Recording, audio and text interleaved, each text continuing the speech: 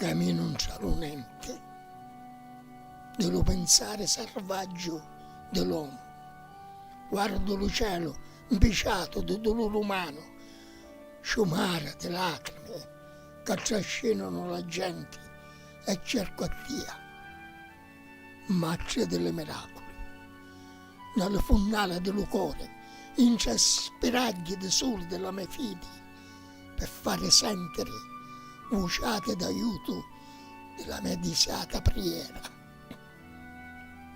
Alla tua santa potenza, marcia delle miracoli, senti dal tuo petto lo tuo puliare di fuoco, di lo cuore, di tutto l'universo.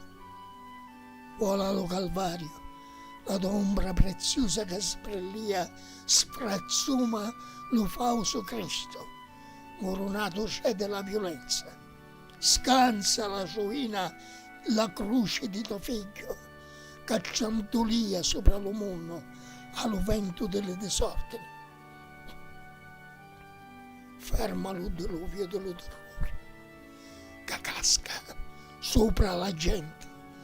Fai della nostra coscienza mare immenso di bontati e di fratellanza, per tagliare lo cammino e lo disprezzo della personalità. E d'una luciato, marcia delle miracoli, di centenaria di cicluna e di polmona dello mondo, per portare dallo cielo della santità in sa preghiera che duma l'amore dei tuoi figli alla gran marcia di Cristo e della gente.